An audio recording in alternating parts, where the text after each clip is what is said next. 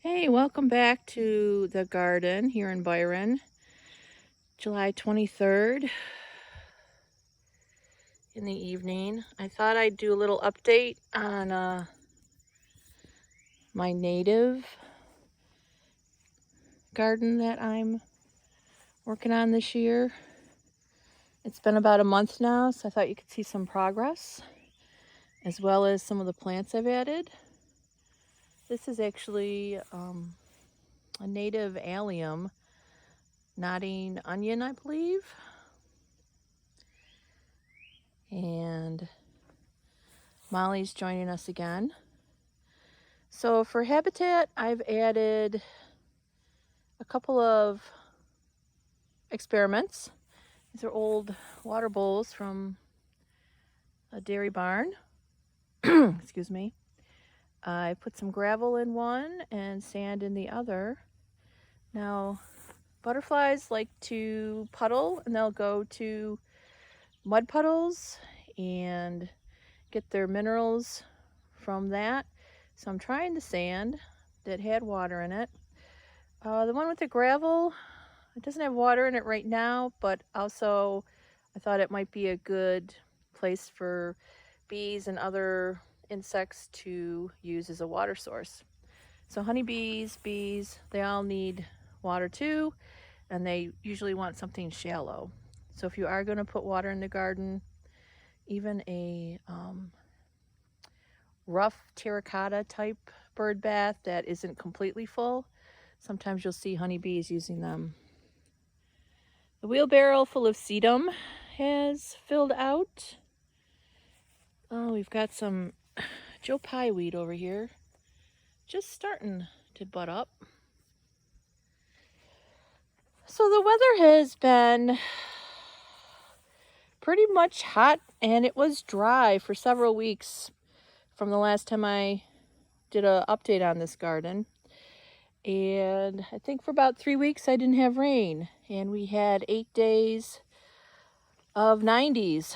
So I was doing a lot of watering out here by hand. But things have perked up. We have gotten some good rain. The little 9-bark I added this year is doing okay. This was the wild petunia. That seems to be settling in. I don't expect blooms this year because it's the first year in the garden.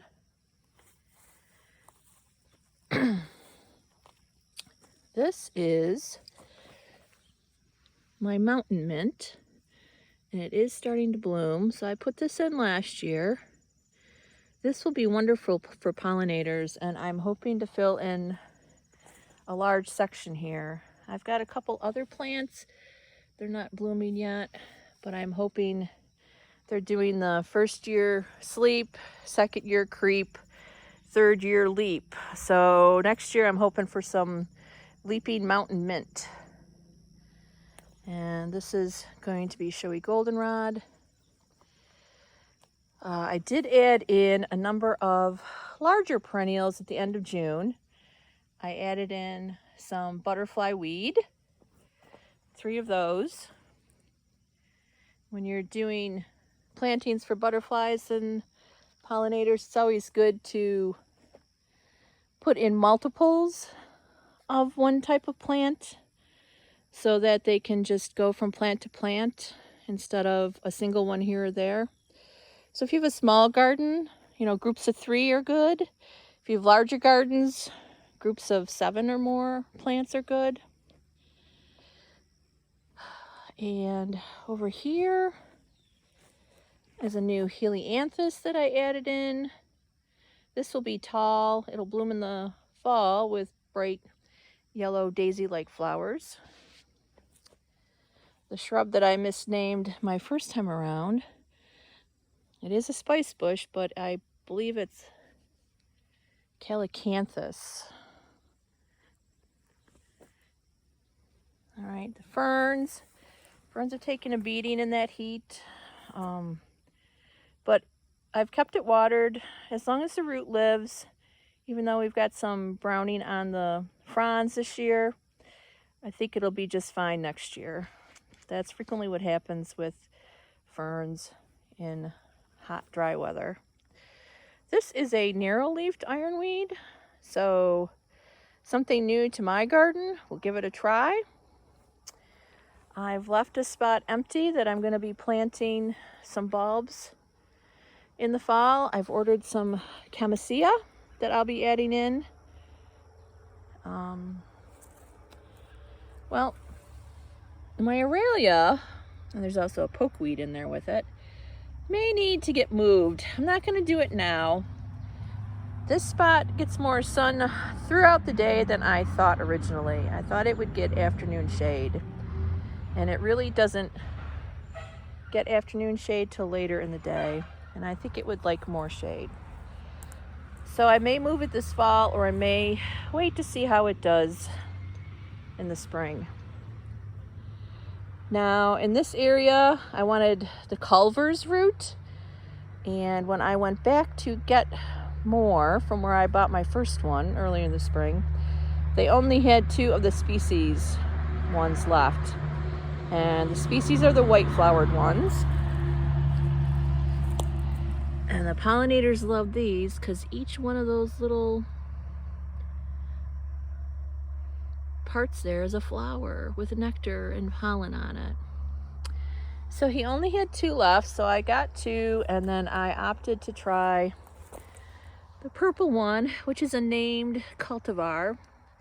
I believe this is Fascination, but obviously the bees are going to use this too.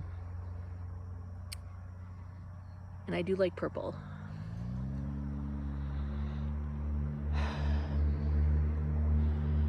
The 9-bark I put in early in the spring is doing okay. I haven't gotten out here with more mulch, but the cardboard's keeping weeds down. So we do have some weeding to do. I was gonna weed and then do my video, but I thought people should see what this is gonna look like. This is what you can expect. So even though this was cleared earlier in the year, this is garlic mustard. Now we can talk about garlic mustard. Invasive plant, biennial. So this is what's here this year, and then next year, this in the spring, early in the spring, it'll just take off and it'll bloom and it'll drop seed. So fortunately, garlic mustard seed does not stay viable in the soil for too many years. I think it's about 7. So I'm going to have to keep at it, and in the fall I am going to do some more remediation in here. I don't know if it'll be with weed whacker or herbicide, but we'll see.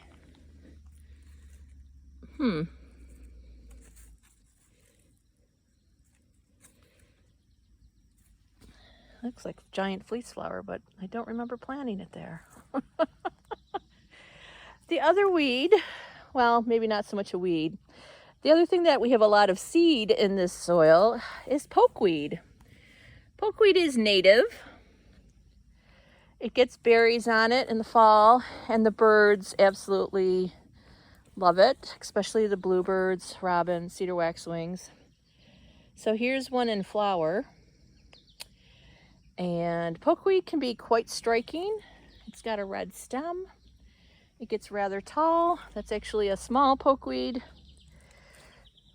But if you have a lot of it, it can be overwhelming. So I am going to pull a lot of it.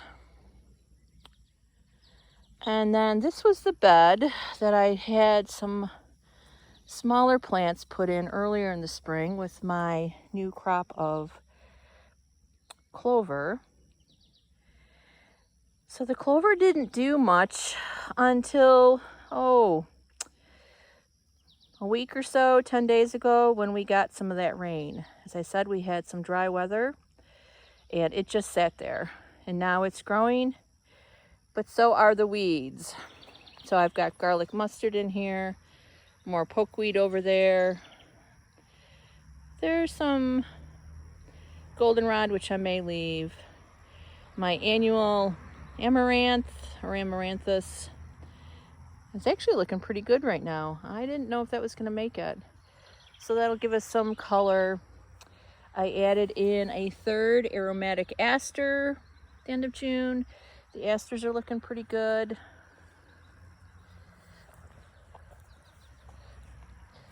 The Liatris, we're going to get at least one bloom this year.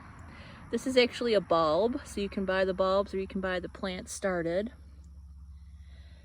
Oh, the poor Baptisia, I don't know, something decided to eat it. Both of my Baptisia plants kind of got beat up. Another Culver's root that I put in earlier. This is the coneflower hula dancer. I'm hoping to get these established. They were suffering from the sun, so I used a crate to give them some shade. I've got a one of the primroses, not primula, but this is hopefully a native primrose. A friend gave that one to me. And here we are over here where I've got coneflowers in, and the pokeweed is just taking off. This is all this year's, and it forms, I'm gonna pull one up. Can't even get it. So they already are forming taproots. So this is what you're dealing with. So these have only been growing a couple weeks, or this season. We've already got taproots. The common milkweed settling in.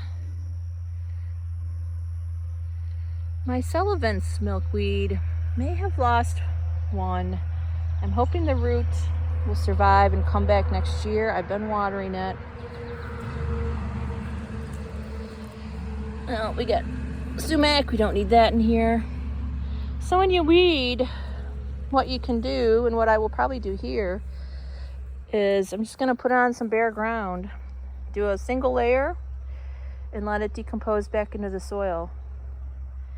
I will do that with plants that are not diseased, have not gone to seed, and do not have roots like dandelions. You don't want to do it with something like that, because if they have any moisture, they will just keep living, and they may even try to regrow. Probably won't do it with any goldenrod I pull out either. The garlic mustard, I might actually get that out of the garden. I see the root didn't come up. The garlic mustard is allelopathic, so there's a chemical in it that keeps other plants from growing around it. And I don't know if that would be released as it dried or broke down. But other weeds you can, do that in and send the nutrients back to the soil. Oh, what else has been going on here? So these are all later blooming, starting to get some flower buds. I think this was the flat top aster. So we'll come back out in a month or so and see how things are progressing. I do have a goldenrod, and I don't remember if that's one I planted there or if that's a wild one. So let's just take one last look.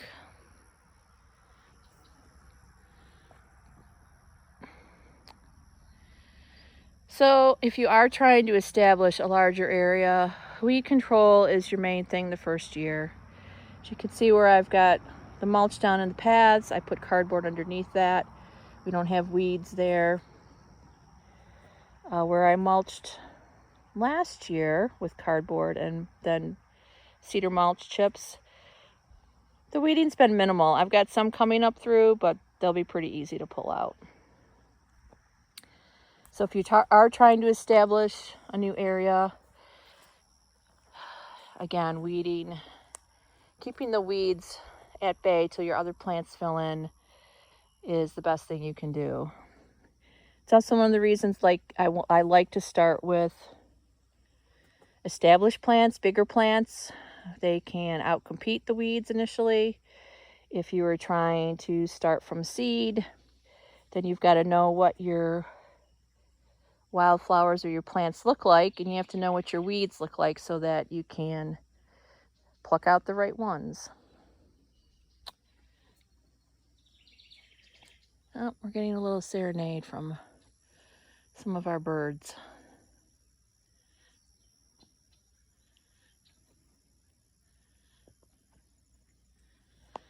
All right, so we'll check back on this bed in about a month, and we'll give you another update on how the native pollinator planting is doing.